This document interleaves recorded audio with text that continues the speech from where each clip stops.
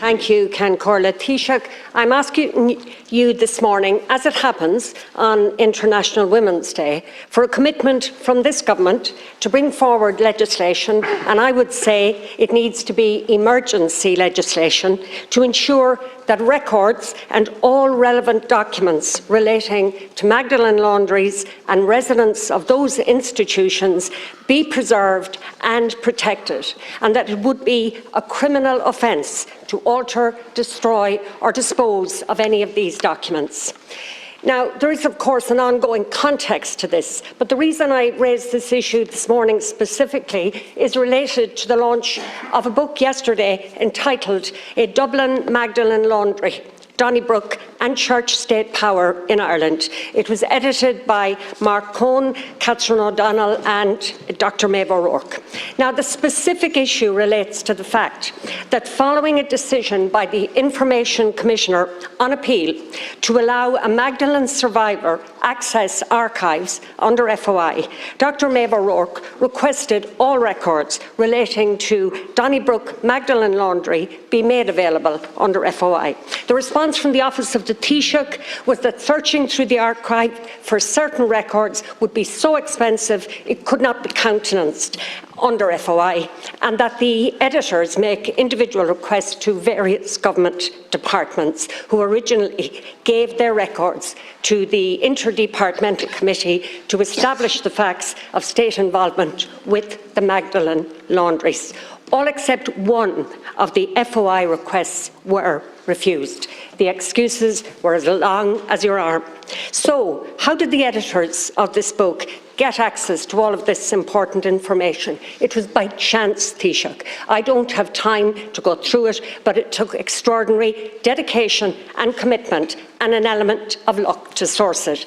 This should never be the case. So I'm asking that government would consider bringing forward a bill similar in intent at least to the Preservation of Documents Historical Institutions Bill, which was the final piece of legislation agreed by the Northern Ireland Assembly last March on a cross-party basis, a really important piece of legislation. We need a similar piece of legislation here, and we need it now. At the moment, we have a chaotic and totally unsatisfactory situation in regard to these records. Some dioceses allow access, others do not. It's grossly unfair on survivors. But Taoiseach, it's essential that this state steps up and takes full and final responsibility to make up just a little for the responsibility it abrogated at that time. So right now, Taoiseach, I'm asking you to ensure that these records, this information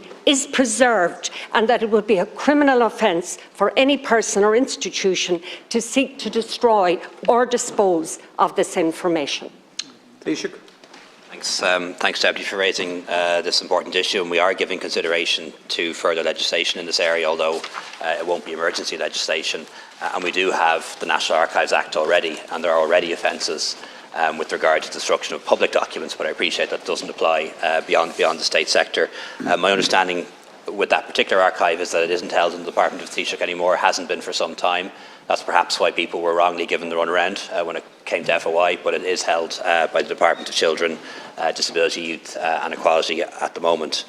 In relation to the McAleese archive in particular, which relates to mother and baby homes, or mother and baby institutions rather, these will be preserved as part of a major work underway to establish a national centre for research and remembrance.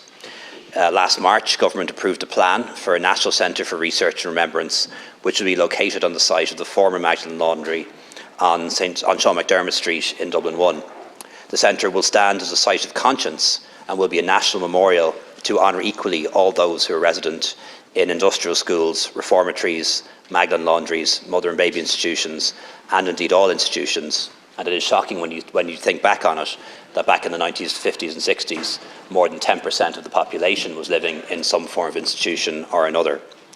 It will comprise a museum and exhibition space, the development of which will be led by the National Museum of Ireland, a research centre and repository of records related to institutional trauma in the 20th century. That will form part of the National Archives. There will also be a place for reflection and remembrance. As part of the development, there will be social housing as well, and educational and community facilities, and it will be a valuable addition to the social and economic infrastructure in Dublin's northeast inner city. One unique aspect of the central repository will be the inclusion of personal testimonies of survivors, allowing their lived experience to be formally recognised and kept forever. The inclusion of personal testimonies will ensure that the lived experiences of survivors will be captured in their own words for publication and archiving in the National Centre. And this initiative will be underpinned by statute. There will be a law on it and will operate on a voluntary basis, with personal accounts received and utilised only with the consent of participants. Work on the creation of the Central Repository of Records in the National Centre is being led by the National Archives. This work is supported by a dedicated legal and legislative subgroup, which is considering whether any additional legislative measures are needed to enable the creation and management of the archive. It's also worth pointing out that the Birth Information and Tracing Act already provides an important foundation for the creation of this repository, because it mandates the safeguarding of relevant records, and that is now law. That act was commenced on the 3rd of October 2022. Thank you, Taoiseach. Deputy Harkin. Thank you, Taoiseach. You didn't really answer my question. I asked you about this legislation, which I certainly categorise as emergency legislation. You may not. But you told me about the National Centre for Research and Remembrance. And my question to you, Taoiseach, is what will be on the shelves? What about all these gaps in information? You talked about the fact that it's a site of conscience. Well, it's time we examined our conscience, and it's time we made some reparation for the sins that were committed in our name for this state. The Commission of Investigation recommended that all records be given to National Archives. Taoiseach, I'm not asking you to do anything except to protect these records. I'm not asking you to do anything except to ensure that anybody who tries to interfere, damage or destroy these records will be guilty of a criminal offence. We can have the discussion and the debate afterwards. I am asking, please, that you give that commitment here this morning that those records will be protected by this state. Thank you, Deputy Harkin. Taoiseach.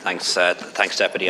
What I'll do is I'll come back to you with a more detailed reply because it's a valid question and perhaps one that I'm not able to fully answer today. What I can say to you is that it is intended that in the repository we will have all records that are held by the state and also any personal testimonies subject to the consent of those people involved. The National Archives Act already protects documents, as does the Birth Information and Tracing Act of 2022, but perhaps that doesn't cover all of the documents that you refer to, those that are not, that are held in private ownership perhaps, and that's perhaps what you're zeroing in on, but allow me to look into that and come back to you with a proper answer as soon as I can.